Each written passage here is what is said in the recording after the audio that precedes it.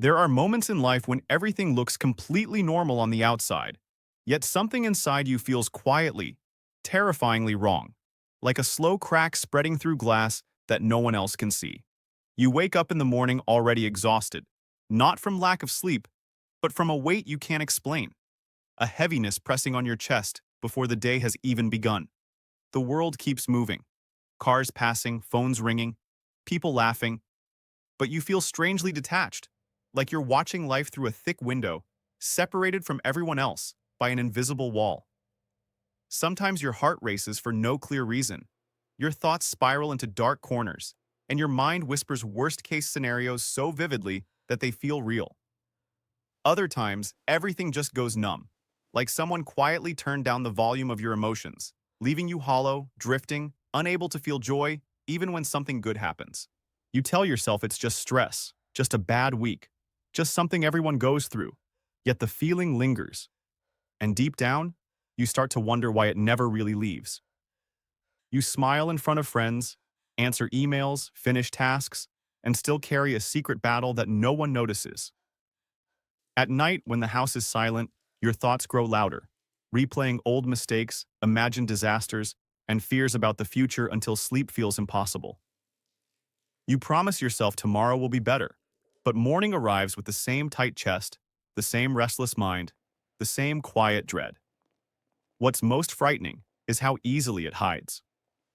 From the outside, you look fine, maybe even successful. But inside, you feel like you're sinking, inch by inch, into something you can't name. You start questioning yourself. Why can't I just snap out of this? Why does everything feel so hard? Why does happiness feel so far away? And the more you try to push it down, the stronger it seems to grow. Like a shadow stretching longer the more you run from it. It can steal moments that should feel beautiful, turn simple decisions into overwhelming mountains, and make ordinary days feel like survival missions.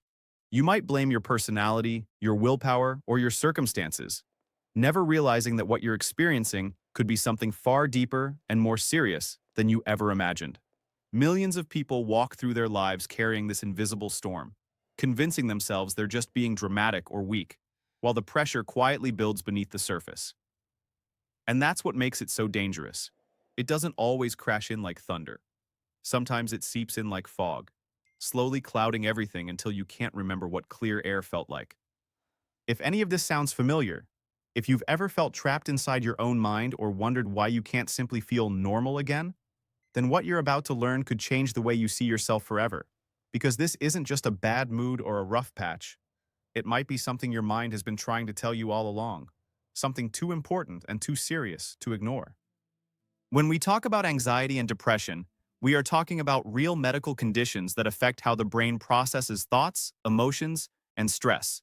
Not a weakness, not a personality flaw, and not something you can simply decide to stop feeling.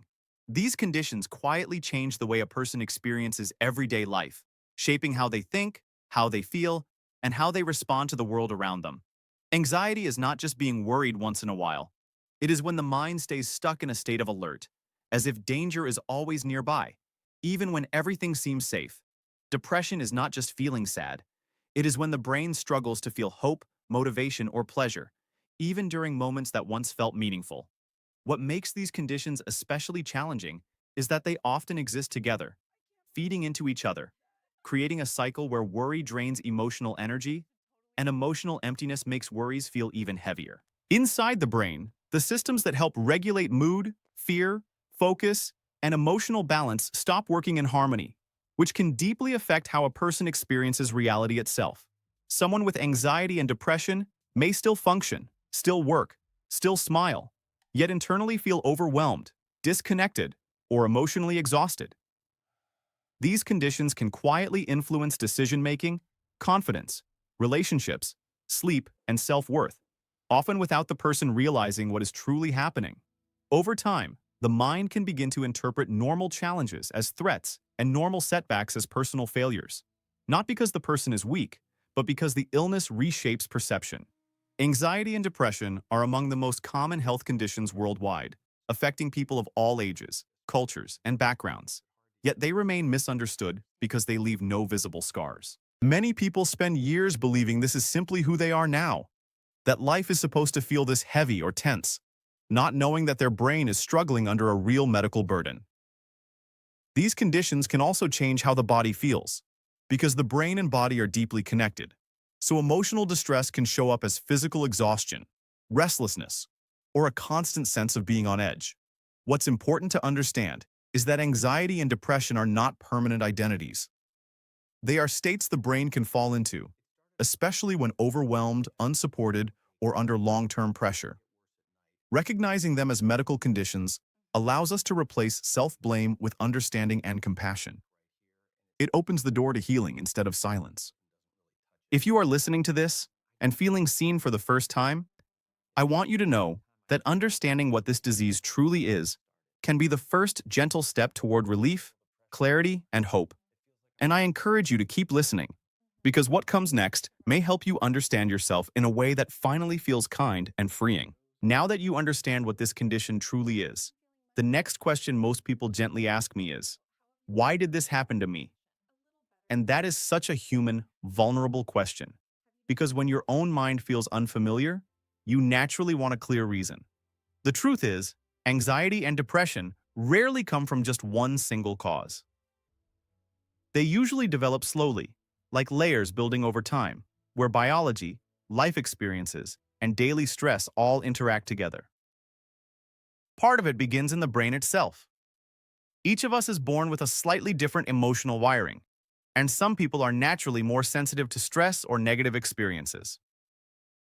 If close family members have struggled with similar issues, your brain may simply be more vulnerable, not doomed, not broken, just more sensitive, like skin that burns faster in the sun. Then, life adds its weight. Long periods of pressure, financial worries, relationship conflicts, loneliness, or feeling unsafe can quietly wear down the brain's coping system.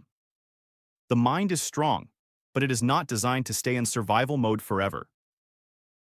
When stress becomes constant, the brain starts to behave as if danger never ends, keeping you tense, restless, and unable to relax, which slowly feeds anxiety.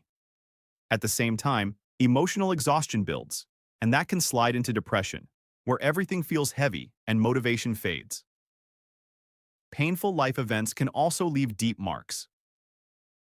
Losing someone you love, experiencing rejection, childhood neglect, bullying, or trauma can teach the brain to expect the worst, even years later.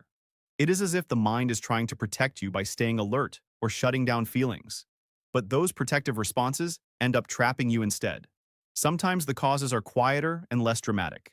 Poor sleep, lack of movement, social isolation, or constantly comparing yourself to others can slowly drain emotional energy day after day.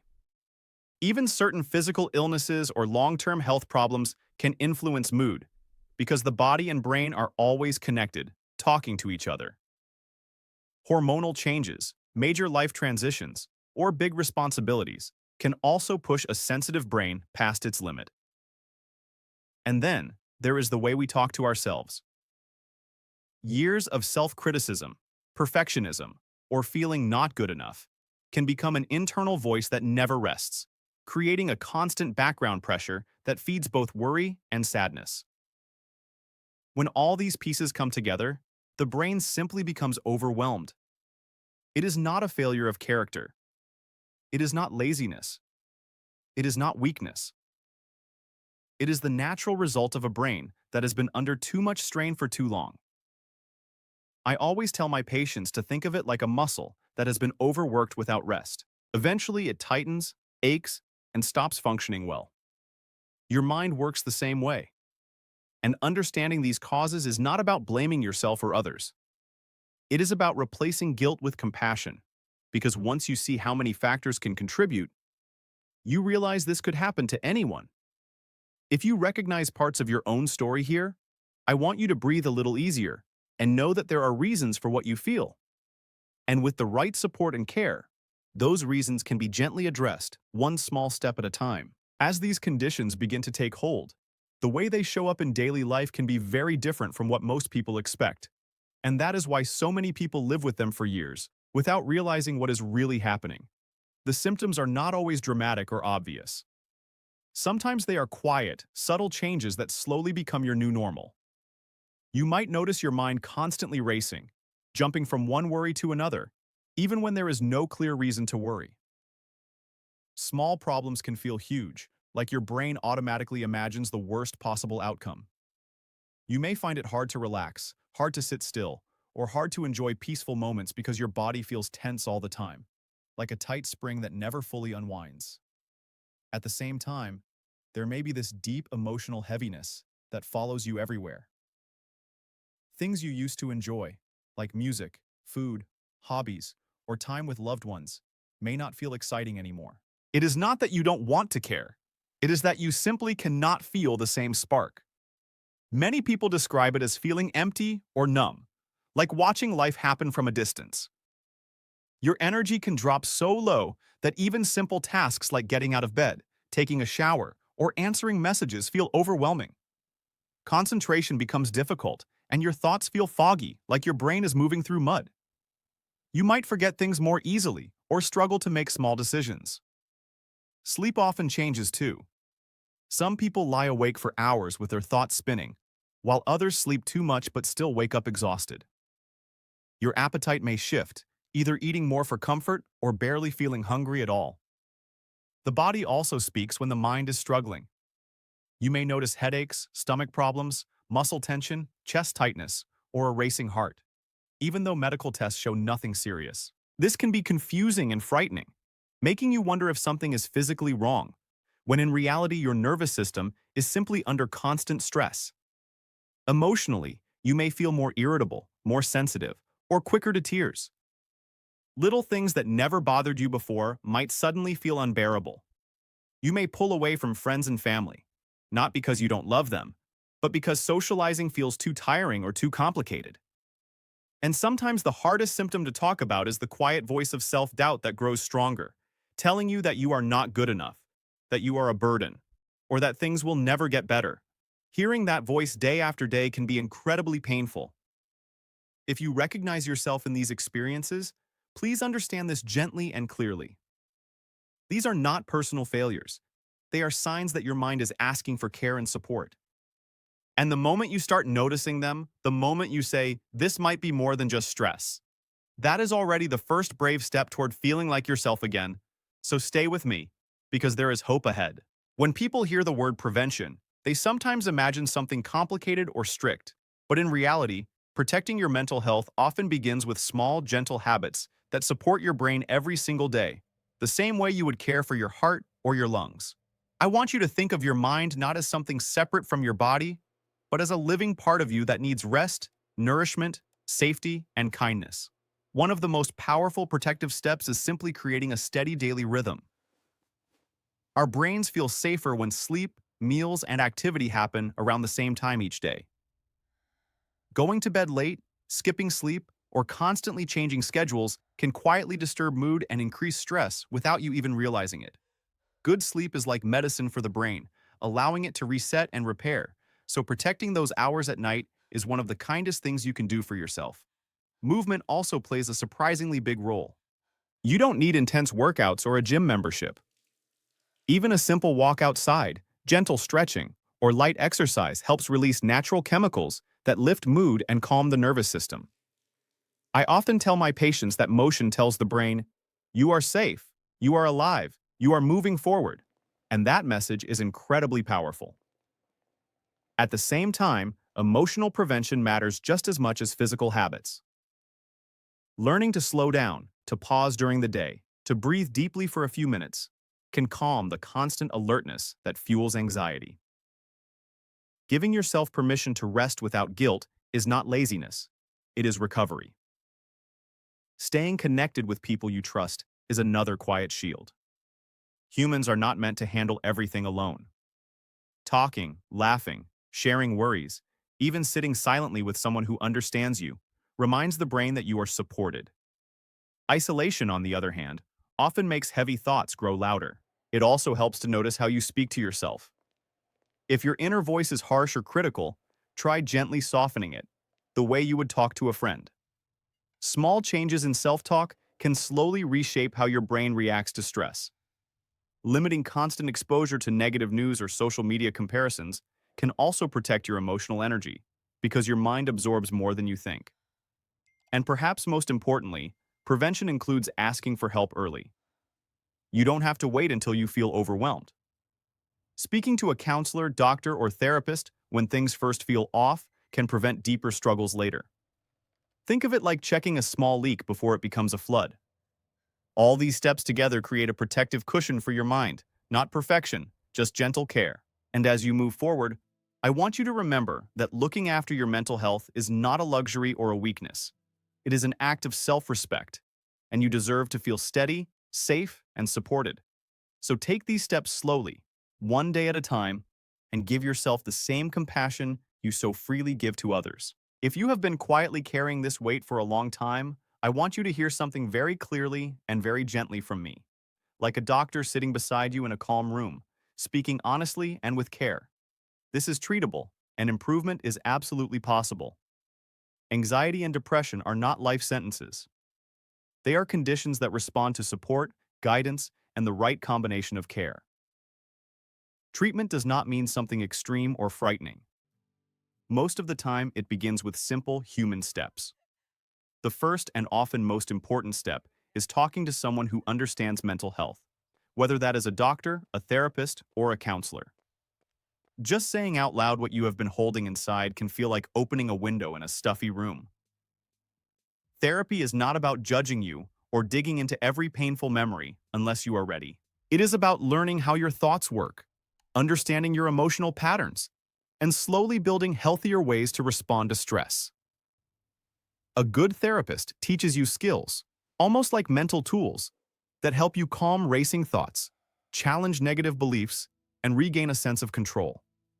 For many people, this alone creates a huge shift. In some cases, medication can also be helpful, and I want to normalize that without fear.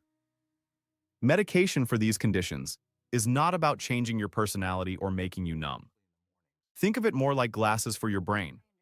If your vision is blurry, glasses help you see clearly. In the same way, certain medicines help rebalance the brain's chemistry so your natural strength can come back.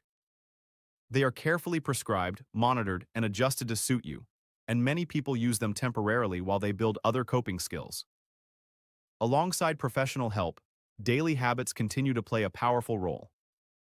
Gentle routines, regular sleep, movement, healthy food, sunlight, and meaningful connection all work together with treatment, almost like teammates supporting the same goal.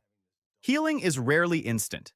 It usually happens step by step, with small improvements that slowly add up. Some days will feel better than others, and that is normal. Progress is not a straight line. What matters is staying patient and not giving up on yourself. I have seen people who once felt completely hopeless slowly rediscover laughter, energy, and purpose again. I have watched people who thought they would always feel trapped begin to breathe freely for the first time in years. And you deserve that too. So if you recognize yourself in any part of this journey, please don't stay silent or try to handle everything alone. Reach out. Talk to someone you trust. Take that first appointment. Take that first small step. Because help is real. Recovery is real. And your life is far too valuable to live under a cloud when brighter days are still waiting for you. As we come to the end of this conversation, I want you to slow down for a moment and simply breathe with me. Because everything we talked about today is not meant to overwhelm you. It is meant to remind you that you are not alone and that what you have been feeling has a name, an explanation, and most importantly, a path forward. If any part of this story sounded like your own life, if you quietly nodded your head or felt that tight feeling in your chest, soften just a little because someone finally put your experience into words, then please take that as a gentle sign that it is time to treat yourself with the same care you would offer someone you love. You don't have to fix everything tonight. You don't have to suddenly become strong or positive or perfect. Healing doesn't work that way. It begins with very small, very human steps. Maybe it's sending one message to a trusted friend. Maybe it's booking an appointment with a doctor. Maybe it's simply admitting to yourself, I need support. That single honest moment can be more powerful than you think. I have seen so many people suffer in silence because they believed they had to handle it alone, because they thought asking for help meant weakness. But the truth is exactly the opposite. Reaching out is courage. Speaking up is strength. Choosing to care for your mental health is one of the bravest decisions you can ever make. Remember, your mind is not your enemy. It is tired, it is overwhelmed, and it is asking for compassion. And just like a tired body heals with rest and treatment, your mind can heal too. There is no shame in slowing down. There is no shame in therapy, in medication, in taking breaks, or in saying no to things that drain you. Your well-being matters more than any expectation or pressure from the outside world. You deserve mornings that don't feel heavy, nights that are peaceful, and days where you can laugh without pretending. You deserve to feel safe inside your own head. So as you leave this video, I gently encourage you to take one small step today, just one, toward caring for yourself. And if this conversation helped you even a little, stay connected, keep learning, and don't hesitate to seek guidance, because support is always closer than you think. Be kind to yourself, be patient with your progress, and remember, brighter days are possible, and you are absolutely worth fighting for.